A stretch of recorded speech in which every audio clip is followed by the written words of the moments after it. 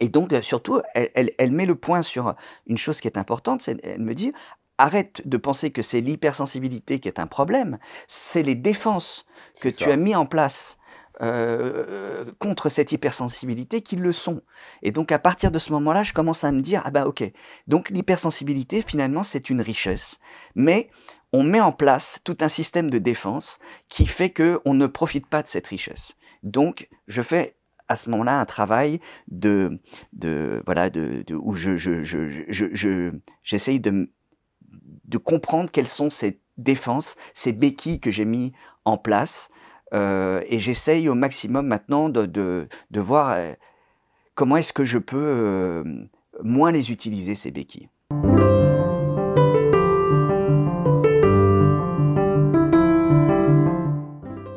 Bonjour, bienvenue dans Dialogue. Aujourd'hui, je reçois Maurice Barthélémy. Quand j'ai publié mon livre sur l'hypersensibilité, à ma surprise et à mon étonnement, en même temps est paru le livre de Maurice Barthélémy, Fort comme un hypersensible. Et c'est vraiment passionnant parce que voilà une figure médiatique qui raconte la découverte de l'hypersensibilité de l'intérieur.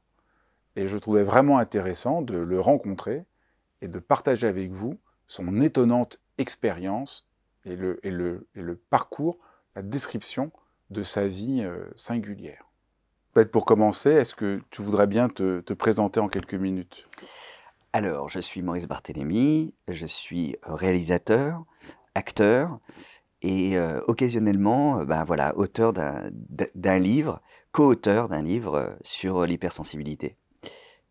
Dans ton livre, tu racontes ton parcours, et je propose qu'on raconte un peu, qu'on reprenne un peu euh, pourquoi à un moment, le fait de comprendre que tu es hypersensible va te permettre de relire entièrement ta vie, Mmh. et va permettre de comprendre que tu n'as pas une déficience ou une maladie, tu as juste une singularité. Mais je trouve que c'est intéressant de raconter un peu ton parcours et comment ça prend place. Et peut-être qu'on pourrait commencer par ton étrange et singulière enfance. Ouais, effectivement, je suis né en Bolivie en 1969. Pourquoi, La Paz? Parce que mes parents sont en poste là-bas. Mon père était diplomate et il était attaché culturel. Et puis après, on a fait, plein de pays. On a fait, le Sri Lanka, le Maroc, et puis mon père a eu une sorte de crise existentielle à la quarantaine. Il a décidé d'arrêter d'être diplomate pour devenir menuisier et il s'installe en Picardie, comme menuisier. Il fait une formation professionnelle de 3 ans à Laon dans l'Aisne.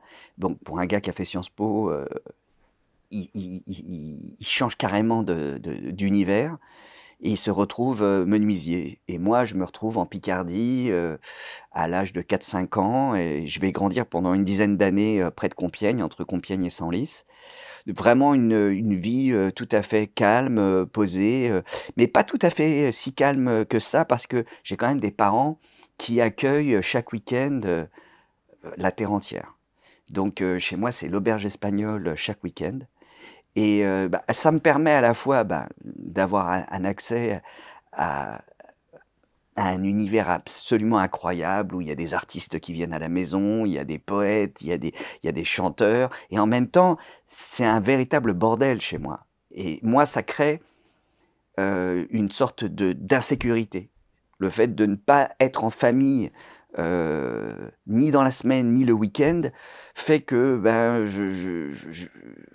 j'ai un besoin de fuir un peu cette maison, qui est trop bruyante pour moi. Et là, c'est déjà les premiers signes d'une hypersensibilité, c'est-à-dire que il y a trop d'activités chez moi, et donc je me barre régulièrement de chez moi. Je vais me réfugier chez des copains, Ils sont pas souvent là non plus, tes parents. et mes parents sont pas là souvent. Et puis ils repartent. Et ils partent, ils sont là, ils arrivent. Mon père est en chantier à cette époque-là. Ma mère est prof d'espagnol au départ, mais très vite elle se rend compte que c'est pas sa voie et elle devient conteuse, parce que ma mère était d'origine d'Haïti, et donc elle devient conteuse, voilà, haïtienne, et elle raconte des contes de son pays. Donc ils sont tout le temps par monts et par vaux, et j'ai 3 sœurs au-dessus de moi qui s'occupent de moi, Mais voilà, c'est un peu compliqué l'ambiance à la maison. Et puis vers 12-13 ans, ils décident de se séparer, mes parents, mais ils ne le nous disent pas. Et ils font un truc extraordinaire, c'est qu'ils quittent la maison en même temps. C'est-à-dire, mon père part en Haïti en poste parce qu'il décide d'arrêter la menuiserie et il fait un travail autour de l'artisanat et il part en Haïti. Et ma mère décide de suivre une compagnie théâtrale au Honduras. Et on est confié à des amis qui sont profs dans le village pendant un an, ma sœur et moi, ma sœur du dessus et moi. Et donc on reste à la maison. Et donc mes parents lancent un nouveau concept qui est la séparation, mais où les deux se barrent. C'est ça que j'ai trouvé le plus incroyable comme histoire comme histoire d'une enfance. C'est ça. Et ils n'ont pas dit qu'ils étaient séparés. Non. Mais ils ont dit quand même qu'ils vont expliquer quoi? Alors, il nous explique, parce qu'en plus j'ai une mémoire un peu sélective, donc il nous explique que voilà, il est temps pour eux de quitter la maison parce qu'ils en ont besoin et qu'ils ont besoin de changer leur mode de vie. Et donc, nous, ma sœur et moi, on ne sait pas trop ce qui se passe. Et en fait, quand je me retrouve pendant les vacances au Honduras, dans ce petit village perdu des côtes du Honduras, c'est là que je découvre que ma mère est avec quelqu'un. Et donc, tu racontes dans le livre le voyage, voilà, en avion. Avec je fais un voyage assez extraordinaire, c'est-à-dire que je profite de la venue de 2 journalistes qui font un documentaire sur cette expérience théâtrale. Et donc, on me les présente à l'aéroport et puis on me dit, bah voilà, tu vas voyager avec eux et tu vas faire un stand-by à Miami. Donc moi, je les connais pas. Et puis, ta mère viendra te chercher à Tegucigalpa. Donc, c'est ce qui se passe. Donc, moi, je me retrouve à passer une nuit avec des journalistes. J'ai 12 ans, hein, donc c'est un peu spé. Et puis, ma mère vient me chercher à l'aéroport. Et puis là, on fait 8 heures de piste. Et puis, je me retrouve dans un village de pêcheurs, sans eau, sans électricité, et où je découvre qu'effectivement, ma mère a une nouvelle vie. Et pendant 2 mois, je vais vivre dans ce village de pêcheurs où je vais assister par exemple, à des cérémonies vaudou, parce que voilà, là-bas, il y a encore du vaudou. Et tout ça est quand même totalement surréaliste. Totalement surréaliste. Et je n'ai, c'est à moi de m'adapter. Et quand je vais rentrer en France... J'adore le retour en avion. Oui, c'est ça. C'est-à-dire que ma mère me dit, écoute, voilà, les journalistes sont plus là, ils sont rentrés à Paris, donc toi, tu vas voyager seul. Et il faut que tu changes à Miami, qui est le plus grand hub du monde. Et surtout, n'oublie pas de trouver la bonne direction pour l'aéroport. C'est-à-dire prends bien l'avion pour Paris. Parce qu'on est en 80 et à l'époque, il n'y a pas vraiment les UM comme il existait, comme il existe aujourd'hui. Donc, un enfant est pris en charge à l'entrée de l'avion et puis à la sortie de l'avion, il faut qu'il fasse le transit tout seul. Impressionnant. Ouais. Et ça m'a mis dans un état d'insécurité, mais absolu. Et je sais que pour un enfant hypersensible, c'était compliqué à gérer ça. Je pense que pour tout enfant, ça aurait été... c'est clair. Et alors, et après? Et après, j'ai encore vécu des expériences assez étonnantes. Vers 14 ans, donc moi, entre-temps, on est monté à Paris avec ma mère. Je suis au lycée Jacques Decour dans le 9e. Et là, je suis une scolarité presque normale. Et en rentrant en seconde, mes parents se disent, bon, il est temps que tu te rapproches de ton père.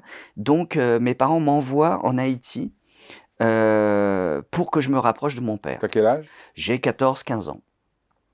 Et sauf que ils ont inventé encore un système étrange, c'est que plutôt que de me mettre dans une école et que je suive ma scolarité de façon presque normale, ils me déscolarisent, ils me mettent au CNED, dans une petite ville de province en Haïti qui s'appelle Jacmel, parce que mon père est en poste là-bas, et il m'explique que ça va le faire, quoi. Sauf que moi, je suis pas du tout un enfant qui suis fait pour travailler par correspondance. Moi, j'ai besoin d'être sociabilisé, j'ai besoin d'avoir mes copains, d'avoir un cadre, sinon je pars totalement en vrille. Et mon père, plutôt que de me prendre chez lui, il se dit, tiens, je vais lui prendre un studio. À 14 ans. Donc, il me trouve un studio dans la ville dans laquelle il est. Il décide de me rendre totalement autonome. Donc, de m'apprendre à conduire, de m'apprendre à conduire la moto, et pour que je sois vraiment totalement voilà, autonome. Donc, j'apprends à conduire. Voilà, mais tout ça, moi, je trouve ça assez étonnant. Mais une fois qu'on m'a appris à conduire et à faire de la moto, je suis seul comme un rat, quoi. Et parce que mon père, lui, continue sa vie. Et je tiens 2 mois avec des piles de cahiers qui arrivent de France, et bleus, et je ne sais pas quoi en faire. Et en fait, je craque et mon père, finalement, voit que son concept ne tient pas la route.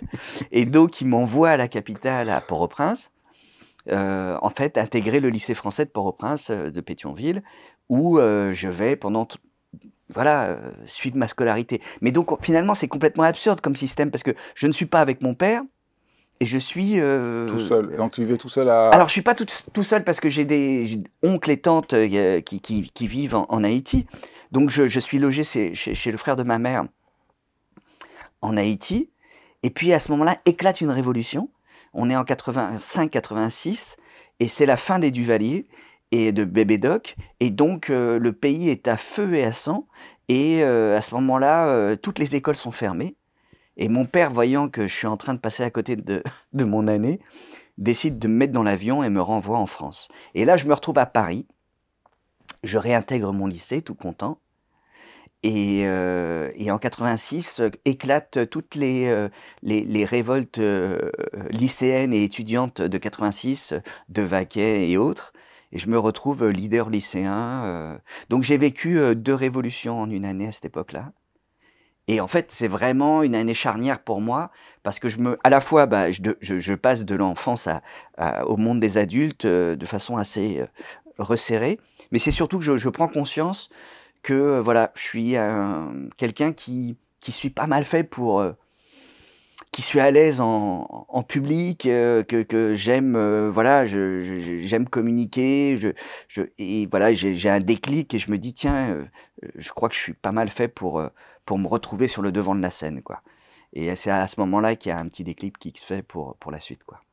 Donc tu décides de devenir comédien. Mhm. Après le bac, ouais. Et la crise qui va te faire... et puis il y a un moment, il y a une crise qui va te faire décider d'aller voir un thérapeute, Ouais. qui est qui est le premier moment d'essayer de recomprendre ton histoire et de reconstruction. Je trouve que c'est aussi une des choses très, très émouvantes et courageuses de ton livre, d'essayer de montrer comme ça, avec beaucoup d'honnêteté, comment on essaye de faire face. Tu as raconté quelques-uns des difficultés que tu as eues. Est-ce que tu peux raconter un peu cette crise et comment tu as eu l'idée d'aller voir un... Bah, en fait, donc on passe un peu toute la période où je deviens comédien, je rencontre les Robins des Bois, tout ça se passe de façon très joyeuse, pas mal de succès, de télévision, de machin, ok, tout ça, voilà. Et puis à un certain moment de ma vie, j'ai une relation avec quelqu'un qui s'avère être une relation compliquée. Que je ne qualifierais pas maintenant, mais qui, après la séparation, m'interroge. Et je me demande pourquoi je suis tombé sur ce profil de personne. Et donc, je vais voir une psy, qui est une psy... Tu étais déjà papa? J'étais déjà papa. Et quand je quitte cette personne, j'ai besoin d'un soutien psychologique, donc je vais voir une psy freudienne, classique, pendant 3 ans, et qui est géniale parce qu'en fait, elle s'endort pendant les séances. Oui, tu en parles avec un humour extraordinaire. Mais en même temps, tu dis tout le temps qu'elle s'endort, mais tu dis aussi que ça a quand même été... Une épreuve. Ça t'a beaucoup aidé quand même. Ouais, ça m'a aidé. Elle faisait pas que dormir. Non, elle faisait pas que dormir parce que c'était aussi, bon, bah voilà, c'était quelqu'un de tout à fait sérieux. Mais voilà, je pense que j'y allais parce que j'avais des problèmes de légitimité et elle était géniale parce qu'elle s'endormait, ce qui était le comble pour quelqu'un qui a besoin d'être un tout petit peu entendu. Mais en même temps, elle m'a aidé parce que, voilà, c'était une vraie thérapie freudienne de 3 ans. Où j'ai fait un travail sur moi et j'ai essayé de comprendre pourquoi est-ce que je m'étais retrouvé dans une relation compliquée. Et puis en fait, ça a débouché sur une prise de conscience de mon hypersensibilité.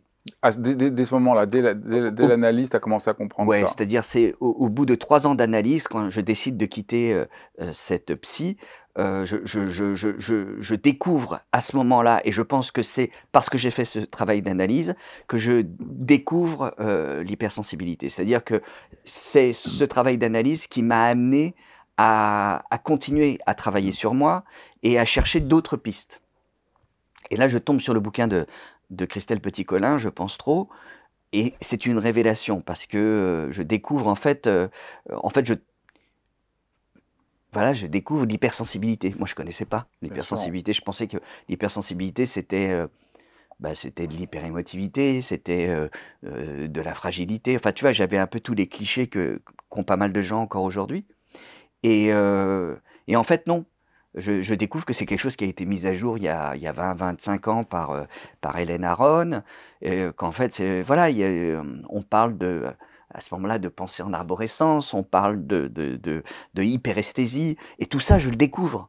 Et j'ai un sentiment d'euphorie absolue, parce que je me dis, c'est génial, je peux enfin mettre un mot à un état que je ne comprenais pas.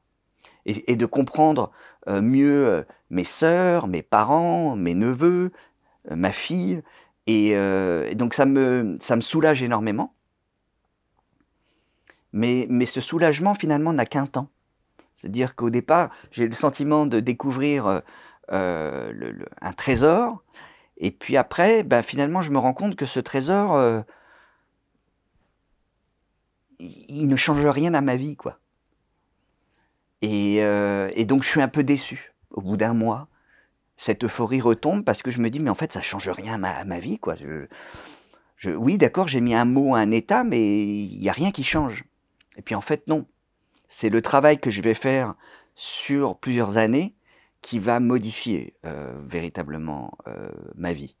C'est pas du tout la découverte qui va tout changer, c'est vraiment le travail cette enquête que j'ai pu faire sur moi qui va changer vraiment plein de choses dans ma vie. Est-ce qu'on peut raconter un peu cette enquête? Ouais. Et au fond, comment...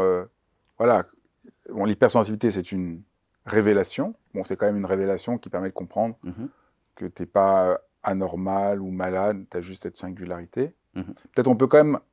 Mais, donc je propose qu'on passe un petit moment pour essayer de dire un peu ce que c'est l'hypersensibilité. Après, on décrit voilà, comment il ne s'agit pas juste de le découvrir, mais d'en faire quelque chose. Alors, dans ton livre, tu expliques très bien que, puis c'est même le titre de ton livre, que l'hypersensibilité, ce n'est pas une faiblesse, mais ça peut être une force. Et peut-être on peut essayer de déconstruire voilà, ce mythe qui est encore là aujourd'hui, que l'hypersensibilité, c'est une pauvre petite chose. Ouais. Alors, moi, je vais parler de mon hypersensibilité, parce qu'il y en a plein de différentes. Chez moi, elle se traduit par de l'hyperesthésie, c'est-à-dire avoir les sens très aiguisés, l'ouïe, l'odorat, le toucher, le goût, la vue. Une pensée qui part un peu en arborescence, une forte intuition, une forte empathie, et puis, de façon un peu secondaire, un petit problème d'estime de soi-même, une grande créativité, une grande imagination. Voilà un peu en quoi se compose mon hypersensibilité. Oui. Moi, j'ai toujours, c'est ça, les 6 critères. Sensibilité, au niveau émotionnel, au niveau empathique et des relations avec les autres, au niveau de la créativité, au niveau de la pensée, que j'appelle la pensée un peu en popcorn. Ouais. On voit vraiment voilà, que ça, c'est déjà très intéressant, on appelle ça hypersensibilité, mais ça touche aussi bien la sensibilité, les émotions, l'empathie, le monde du travail, ce que j'avais oublié. On n'a aucune envie d'être dans la lutte d'ego entre les gens, on a envie de créer des liens. De partager. Créativité et dimension cognitive, donc c'est un phénomène qui touche toute l'entièreté de notre existence. Complètement. Mais c'est pour ça que le mot hypersensibilité n'est peut-être pas le meilleur, mais disons que c'est celui qui a été accepté par le plus grand nombre. Et il y a souvent une confusion, quoi. Et souvent, moi, au travers du bouquin ou de la conférence que j'ai pu faire, je me suis rendu compte que l'hypersensibilité n'était pas le meilleur terme. Mais bon, moi, je préfère utiliser ce mot. Au moins, on se met tous d'accord sur un mot et on essaye. Et tu vois, t'emploies quel autre mot? Ben, j'essaye de ne pas utiliser d'autres mots parce que sinon ça crée une confusion si je commence à créer d'autres mots. Alors je sais que Saverio Tomasella parle de haute sensibilité, d'autres comme Fanny Nussbaum va parler des filéocognitifs. Moi, j'aime Bon, bien hypersensibilité parce que je trouve que c'est léger comme mot. Il y a des gens qui sont hyper cons, il y a des gens qui sont hyper sympas, il y a des gens qui sont hypersensibles. ok. Et je trouve que ça crée pas de... Moi, j'aime pas la notion de haute sensibilité, parce que haute, ça veut dire qu'il y en a qui iraient bas, et il y Oui. a tout un côté hiérarchique, et je me sentirais très très mal à l'aise avec ce discours. Je trouve que c'est voilà, hyper sensible. Voilà. Voilà, bah, au Il y a final, des moi gens je qui sont l'accepte. hyper choux, il y a des gens qui sont hyper... Voilà, très bien. Moi, Je trouve que c'est important que le terme ne soit pas trop lourd. ouais. Je suis d'accord avec toi, il a cette imprécision, mais un mot qui soit pas trop lourd ou trop médicalisé ou trop technique, qu'on peut incorporer, voilà. Je trouve que c'est important qu'il y ait ce côté un peu détendu. Ouais.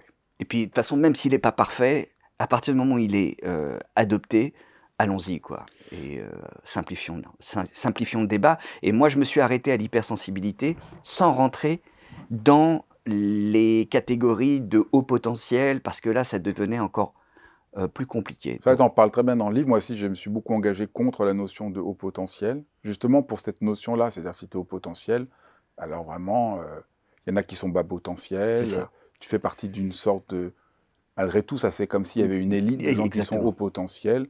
Les gens qu'on qualifie d'haut potentiel, les jeunes, c'est une catastrophe pour eux, parce que quand ils sont en échec, ils ne comprennent pas parce qu'ils sont haut potentiel. Donc c'est hyper anxiogène. C'est ça. Donc s'il y a des parents qui nous écoutent, surtout, n'enfermez pas vos enfants dans la catégorie haut potentiel.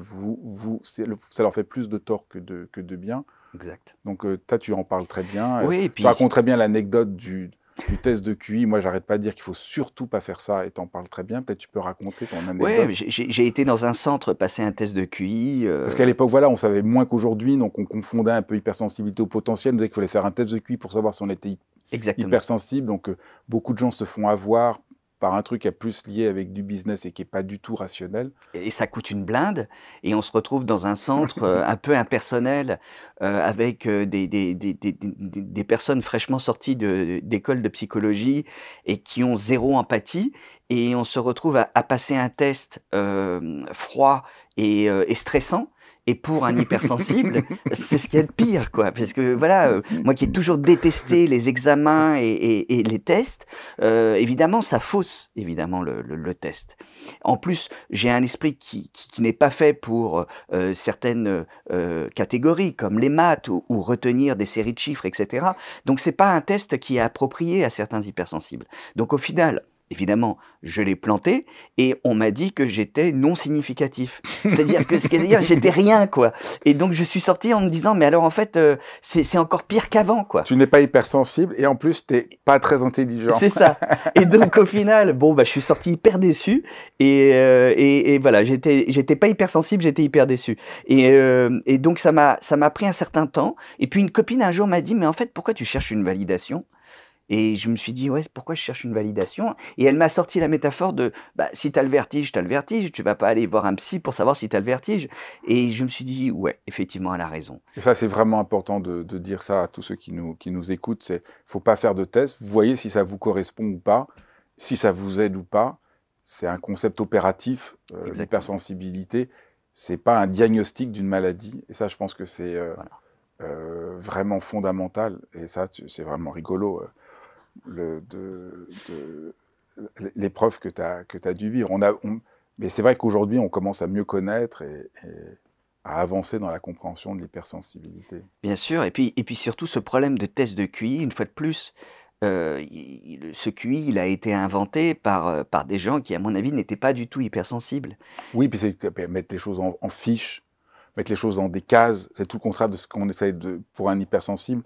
L'idée que l'hypersensibilité serait liée à l'intelligence Exactement. au sens vraiment cognitif, alors qu'au fond, l'hypersensibilité, c'est peut-être alors là, c'est un peu le philosophe qui parle, mais quand même l'hypersensibilité, c'est peut-être une révolution dans notre manière de comprendre l'être humain, en le comprenant à partir de la sensibilité, de l'émotion, de l'empathie, et comprendre qu'il y a une intelligence sensible, une intelligence émotionnelle, une intelligence empathique, et que l'intelligence, c'est pas que ce truc qui est mesuré par les QI. Exactement. Et j'en discutais avec Fanny Nussbaum il n'y a pas très longtemps, où elle rapproche l'intelligence du contexte et de l'intuition. Et j'aime bien cette approche-là, Ce quoi. qui est évident, c'est vraiment... Donc, voilà, donc ça a été un peu... Tu racontes très bien ce parcours. Et puis, tu vas... alors, qu'est-ce que tu vas faire qui va te permettre d'aller plus loin que cette compréhension de l'hypersensibilité, de cette reconnaissance de ce que tu es, mais aussi de cette déception Ben, une fois que voilà, une fois que j'ai passé ce test de QI et que je suis voilà, j'ai tiré un trait en me disant ok, ben, je ne suis pas hypersensible, je ne suis pas au potentiel, je ne suis rien de tout ça, c'est foutu.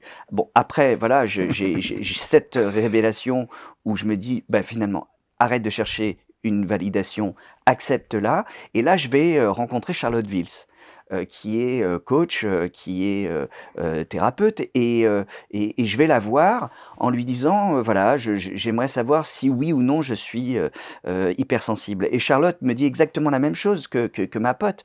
Elle me dit, mais si c'est évident pour vous, acceptez-le. Et à ce moment-là, je l'accepte et on fait un petit travail de 6 mois ensemble de coaching sur voilà, comment vivre cette hypersensibilité, non plus comme un fardeau, mais comme finalement une richesse. Et donc, surtout, elle met le point sur une chose qui est importante, elle me dit, arrête de penser que c'est l'hypersensibilité qui est un problème, c'est les défenses que tu as mis en place contre cette hypersensibilité qui le sont. Et donc, à partir de ce moment-là, je commence à me dire, ah bah ok, donc l'hypersensibilité, finalement, c'est une richesse, mais on met en place tout un système de défense qui fait qu'on ne profite pas de cette richesse. Donc, je fais à ce moment-là un travail voilà, où j'essaye de comprendre quelles sont ces défenses, ces béquilles que j'ai mis en place, et j'essaye au maximum maintenant de voir comment est-ce que je peux moins les utiliser, ces béquilles.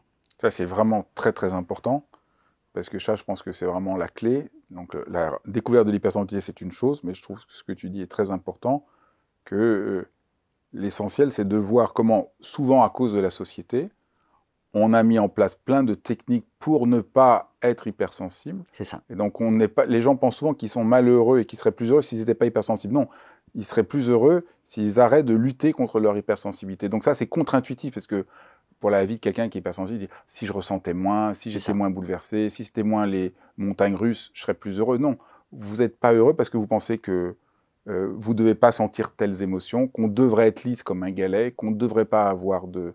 Et c'est ça qu'il faut réussir à se défaire. Et c'est important de montrer que oui, il faut trouver une méthode pour faire de l'hypersensibilité son atout. C'est ça. Quelles sont disons, trois béquilles que tu as pu abandonner, qui ont été importantes pour toi et te réconcilier avec ton hypersensibilité? Alors, je ne les ai pas totalement abandonné parce que je pense que quand on a un système qui existe depuis toujours, on retombe assez facilement dans ce système-là. Mais disons que je l'ai identifié et j'essaye au maximum au quotidien de lutter contre. Je dirais, d'une part, c'est le faux self. C'est ce que Winnicott appelle le faux self, c'est-à-dire ce besoin de créer une sorte de moi-même un peu passe-partout, qui est une sorte de carapace qui évite de ressentir tout trop fort.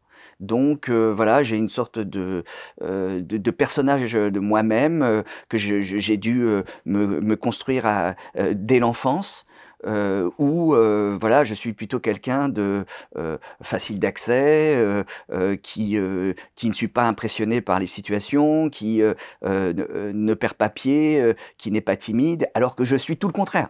Je suis quelqu'un d'assez timide, je suis quelqu'un qui me remet en question en permanence, je suis quelqu'un qui m'ennuie facilement, et donc ce faux self, c'était tout le contraire, c'était un personnage comme ça.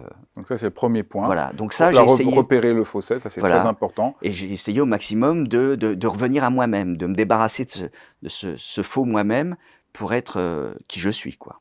C'est bien. Et recevoir les émotions telles qu'elles sont, qu'elles soient négatives, positives, mais ne plus les rejeter et ne plus en avoir peur. Est-ce qu'il y a une deuxième L'anticipation, ce besoin de tout le temps anticiper tout. Parce que comme l'hypersensible est plutôt quelqu'un d'assez craintif, il a tendance à tout préparer en amont pour être sûr... Pour ne pas se laisser bousculer, comme il va se laisser bousculer par plein de choses, pour ne pas se laisser bousculer, Exactement. tout prévoir, et ça ne marche pas. Voilà, donc en fait, toujours tout prévoir, dans les moindres détails. Donc c'est bien hein, de vivre avec un hypersensible, c'est qu'il prévoit tout avant de partir en vacances, il prévoit tout avant une soirée, mais il prévoit trop en fait. Et à trop prévoir, on se coupe de surprises, on se coupe de rencontres, et voire même parfois on se coupe de tout. Parce que je dirais que la solution ultime, c'est de ne plus rien vivre, comme ça on est sûr qu'il ne se passera rien. Qu'on ne sera pas bousculé. Donc j'essaye au maximum aujourd'hui de moins prévoir. Je dis tout le temps moins parce que ne plus prévoir, c'est pas possible pour moi. Donc je prévois moins. Troisième chose sur laquelle j'essaye de travailler sont les peurs. Essayer au maximum de me dire qu'il n'y a rien de dramatique. C'est-à-dire que oui, c'est important d'avoir peur parce que c'est normal, on ne va pas non plus du jour au lendemain se dire que on va se balancer du haut d'une falaise en se disant je vais plus avoir peur en faisant du base jump. Non, ça c'est non. Mes peurs, elles étaient quotidiennes et récurrentes, mais sur des détails. Où tout d'un coup, je vais me dire, je ne sais pas, je suis invité à un dîner, je ne connais pas les gens qui sont autour de la table, donc c'est une peur. Donc je vais me dire, qu'est-ce que je vais leur dire qu'est-ce qu'ils vont me poser comme question? C'est absurde comme type de peur. En fait, si on se dit que, non, en fait, vas-y, tu verras bien, et puis tu vas sûrement rencontrer des gens intéressants, et puis tu improviseras les questions qu'on va te poser. Donc voilà, ces petites peurs-là, me débarrasser de toutes ces peurs-là, ouais, qui servent à rien. Et comment on fait ça? En fait, c'est une résolution. Et puis surtout de passer à l'action. Par exemple, cette année, on m'a proposé de participer à un documentaire sur les chimpanzés. Ok. Donc, je ne réalise pas le documentaire, mais je suis le fil rouge du documentaire. Comment ils ont pensé à toi? En fait, c'est un concours de circonstances. Je fais partie d'un institut qui s'appelle l'Institut Jane Goodall, qui est une grande primatologue. Et lors d'une projection, je rencontre les journalistes qui ont fait un documentaire sur elle. Et il me propose d'aller à la rencontre d'une primatologue française qui s'appelle Amandine Renaud au Congo-Kinshasa. Et d'être le spectateur qui se rend sur place. Tu racontes très bien, c'est bien, raconte, parce que c'est incroyable comment un hypersensible se retrouve... c'est ça, c'est-à-dire que je me retrouve à 800 km de Kinshasa, au milieu de la brousse, et là, on me dit, voilà, ta tante, c'est une tante Quechua, et tu vas passer 15 jours là-bas, et là-bas, le climat est rude, on sort de la période des pluies, c'est très très humide, j'ai un masque en permanence parce qu'il ne faut pas passer le Covid aux chimpanzés, il y a des bêtes qui m'attaquent sans arrêt, je me retrouve avec les mains gonflées. À cause des insectes. Et les insectes, je suis nourri au manioc matin, midi et soir. C'est moyen comme condition, mais pour un hypersensible, c'est très compliqué. Ça, je dois dire, de tout ce que tu racontes et de toute ta vie, ça, c'est le truc pour lequel j'ai le plus d'admiration. Ça, je pense qu'en tant qu'hypersensible, la description, là, je me suis dit, waouh. Ouais, c'est chaud. C'est chaud parce qu'il n'y a pas... En plus, moi, je peux pas ça. On nous a déposés en voiture, et puis la voiture est repartie. Donc, il n'y a plus de voiture, il n'y a plus rien. Je ne peux pas faire marche arrière. Et parce que je ne peux plus faire marche arrière, et que je me dis, quand même, par rapport à Amandine qui vit à l'année, je ne vais pas commencer à faire le gars des villes qui se plaint de tout. Donc je prends sur moi, et puis je me dis de toute façon, voilà, j'ai pas le choix. Et à partir du moment où je me dis j'ai pas le choix, je lâche prise. Et puis je me dis, va à la rencontre de ces chimpanzés, va à la rencontre de j'allais dire ces êtres humains, mais c'est presque des êtres humains, hein, les chimpanzés. C'est une rencontre formidable. C'est une rencontre incroyable. Au premier regard, c'est dingue, quoi. Là, on voit bien aussi le côté de l'hypersensibilité. C'est-à-dire, au début, c'est un vrai obstacle, parce que voilà, t'as Tu es dans la campagne, les insectes, tout, c'est tout, tu le sens encore plus intensément que les autres, donc c'est le Ouais. pire. Mais après aussi, ça va te permettre d'avoir une relation avec les chimpanzés, de t'ouvrir à eux et de vivre des choses absolument extraordinaires grâce à ton Extraordinaire. hypersensibilité. Ben oui. Peut-être tu peux raconter une ou deux anecdotes parce que c'est très beau. Mais le chimpanzé est un hypersensible, hein. Donc en fait, il vous ressent d'une façon totalement intuitive. Et puis surtout, il vous plonge les yeux dans les yeux. Et là, il se passe quelque chose de très étrange, c'est-à-dire que vous n'avez plus affaire à un animal. Vous avez affaire à un ancêtre qui vous regarde du haut de ses millénaires et qui vous dit, qui vous interroge, quoi, en vous disant qu'est-ce que vous êtes devenu. Et moi, ça m'a complètement plongé dans une interrogation existentielle, quoi. J'ai eu affaire à une rencontre très étrange, mais dès le premier regard. Et puis il vous tend les mains comme ça, il a des grandes mains avec des très grands doigts, et dès qu'il vous touche, il est extrêmement doux. Et pourtant, il a une force surhumaine, hein, il a 4-5 fois la force d'un être humain. Donc on sent qu'il faut pas trop, faut faire attention à ses doigts, mais il y a un contact incroyable. Et là, je suis en fait en 2 secondes, comme si j'étais dans une interrogation. Qu'est-ce que je fais là? Pourquoi ils en sont là? Voilà, il y a plein de questions qui me viennent à l'esprit. Donc c'est pas du tout une rencontre, comment dire, Anecdotique. anecdotique, totalement existentielle, quoi. Tu es resté combien de temps? 10 jours, 15 jours. Et régulièrement, je vais les voir. Et je suis dans une période qui est compliquée pour eux parce qu'ils sont dans un enclos. On est obligé de les protéger parce que l'enclos dans lequel ils sont d'habitude, qui est en semi-liberté, est en panne. Il y a plus d'électricité, donc si on les lâche, ils peuvent s'évader. Et donc, et s'ils s'évadent, en fait, ils peuvent être tués. C'est pour ça qu'ils sont en semi-liberté. Et puis en même temps, je vois la forêt autour de moi qui est en train de diminuer. Je vois ce que c'est que la déforestation pour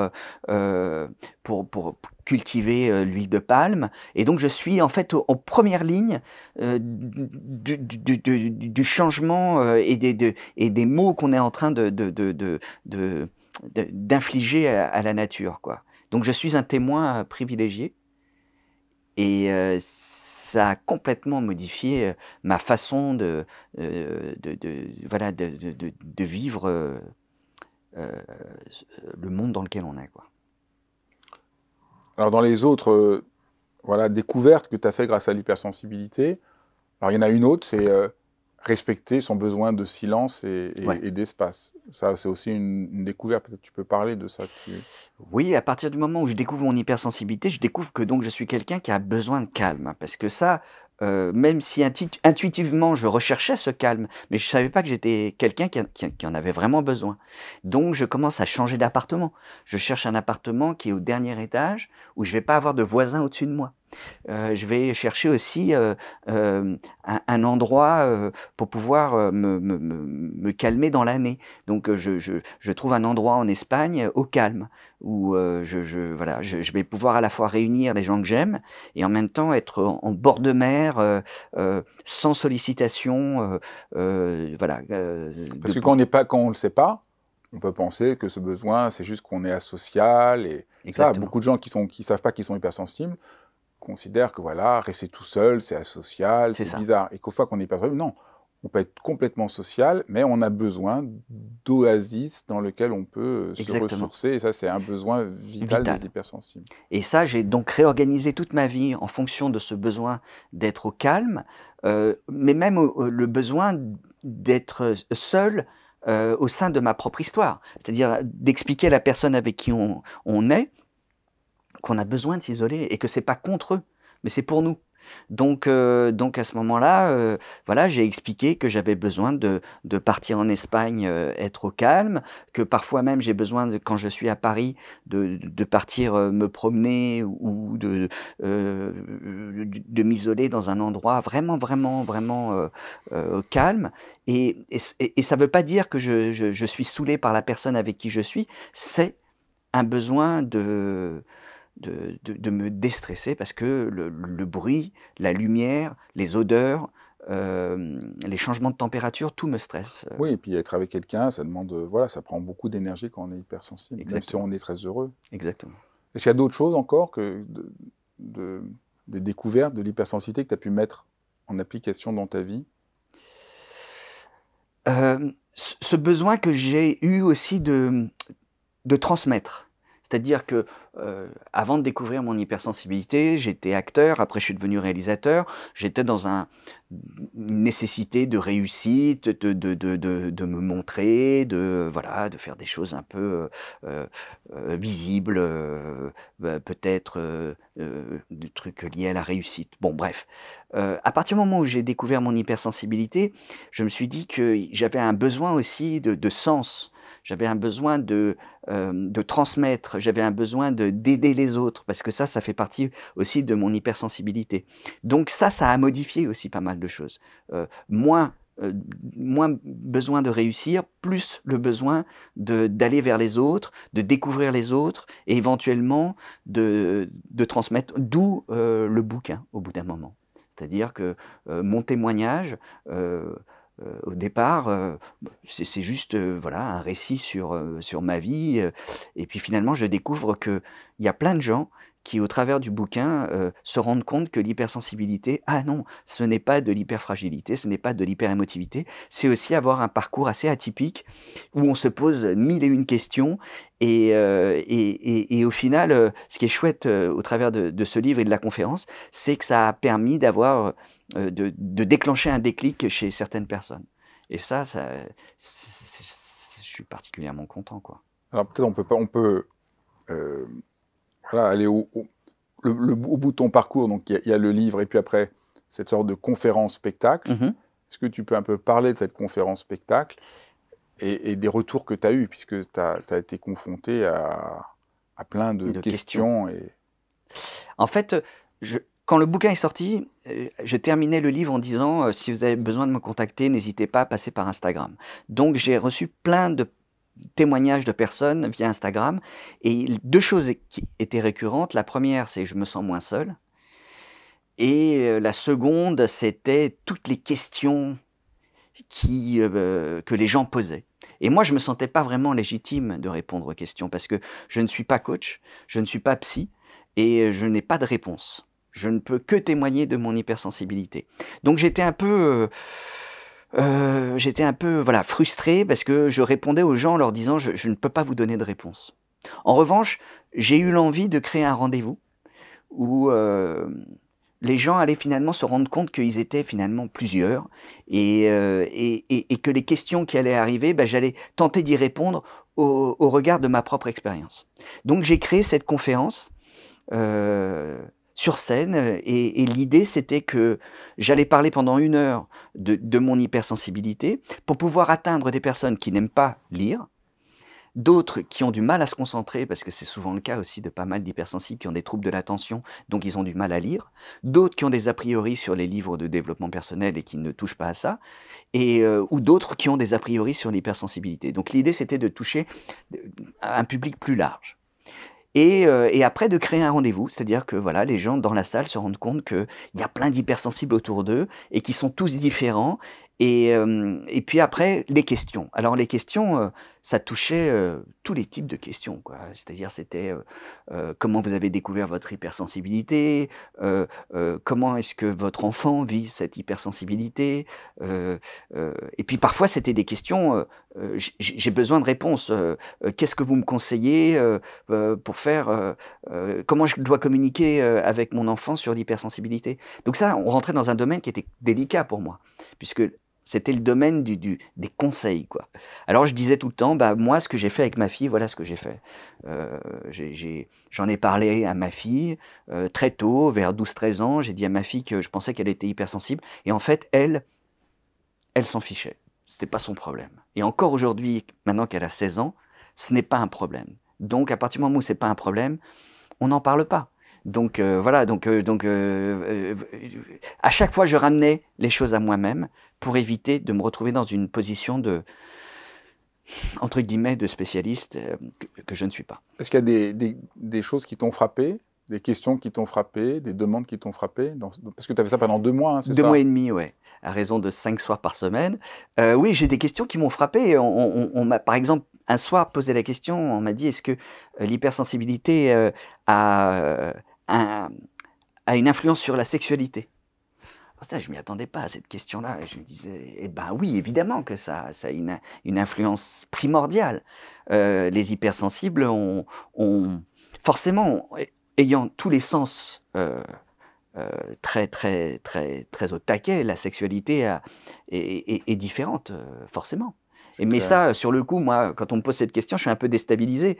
Voilà, on m'a posé, d'autres questions sur, comment est-ce que, pourquoi est-ce que vous avez choisi ce métier, de acteur ou réalisateur, alors que vous êtes hypersensible? Parce que vous allez vous retrouver dans des situations de stress permanent. Et en fait, je j'ai dit: «Bah, j'ai choisi ce métier parce que je suis hypersensible». En fait, quand on est hypersensible, on a un besoin de créativité, on a un imaginaire, on a envie de transmettre. Et quand, bah, voilà, quand j'avais 18 ans, je ne savais pas que j'étais hypersensible, mais j'avais cette envie-là. Et donc je me suis retrouvé effectivement dans des situations de stress inimaginables, notamment quand j'ai voulu passer les concours des grandes écoles de théâtre, où j'étais hyper stressé et je les plantais parce que c'était trop fort comme émotion. Et donc du coup je me dissociais totalement, tellement j'étais en stress, et je plantais les examens. Et puis petit à petit, ben, les rencontres, les réussites, les échecs ont fait que j'ai pu trouver des parades pour pouvoir aujourd'hui faire le métier de façon sereine. Mais voilà, il y avait ce genre de Ce qui questions. permet de comprendre aussi que, en fait, en tant qu'hypersensible, on peut faire tous les métiers. Totalement. Parce que ça, c'est aussi, il faut sortir de l'idée, voilà, encore que c'est pas parce qu'on est hypersensible qu'on est une faible petite chose. Non. Moi, je dis toujours, les hypersensibles peuvent faire tous les métiers sauf un, Ouais. dictateur. Ah, exactement. Ben oui. Hormis ça, ils peuvent tout faire, je Ben, pense. on peut pas être dictateur, on a trop Non, d'empathie, quoi, c'est et on a clair, trop d'honnêteté, entre guillemets, donc on peut c'est pas. clair. Mais sinon, c'est important que les gens sentent qu'ils peuvent... parce qu'on voilà, tu racontes très bien que l'hypersensibilité fait que des fois, ça devient... c'est un peu trop, et puis des fois, au contraire, ça donne des clés et un savoir très précieux. C'est ça, une intuition qui fait qu'on est capable voilà, de sentir un peu avant tout le monde, tiens, c'est cette chose qu'il faut faire en ce moment. Euh, et puis on a aussi une forte spiritualité aussi, on n'en a pas beaucoup parlé de la spiritualité des hypersensibles, mais moi j'ai rencontré beaucoup d'hypersensibles qui ont une vraie connexion avec l'ailleurs. Et ça, à partir du moment où moi j'ai accepté mon hypersensibilité, j'ai eu ce besoin de tenter des choses, quoi. Qu'est-ce que tu dirais? Qu'est-ce que c'est ta spiritualité en tant que... Ben, moi je dirais que, en tout cas ma conviction personnelle, c'est que la mort n'est pas une fin, mais un passage, et que donc du coup, bah, il y a pas de raison d'avoir peur de la mort. Il y a d'autres éléments de la dimension spirituelle? Ben, justement, on parlait tout à l'heure de l'intuition. Là, pour le coup, je pense que l'intuition est véritablement une communication, et que voilà, le fait d'accepter mon hypersensibilité a fait que j'ai accepté cette intuition, et donc ces messages, je ne sais pas d'où ils viennent, mais quand je me mets à écrire et que tout d'un coup c'est hyper fluide, et je ne sais pas pourquoi, j'ai le sentiment parfois que, on me transmet quelque chose. Quoi, qui je ne est, sais pas. qui est une des expériences les plus repérées de l'art depuis les muses et Ouais. dans l'Antiquité, qui est quand même une des clés de ce qu'est la notion même d'inspiration. Mmh. Exactement. Ben, merci beaucoup. Je pense que c'est un beau parcours voilà, de commencer d'une enfance très, très chaotique et très dysfonctionnelle à la dimension spirituelle, et que ce passage a été en partie fait par la compréhension de ton hypersensibilité. Ben, merci beaucoup. Merci à toi. Merci d'avoir suivi jusqu'au bout cet épisode de dialogue. C'est quand même merveilleux de pouvoir parler de l'hypersensibilité à cœur ouvert. Et si vous avez envie d'apprendre plus de choses, je vous propose une formation gratuite sur l'hypersensibilité, où j'essaye de vous donner ce qui a été pour moi le plus essentiel. C'est vraiment très simple. Il suffit de cliquer sur le lien dans la description ci-dessous. Je vous dis à très bientôt et je vous embrasse tous.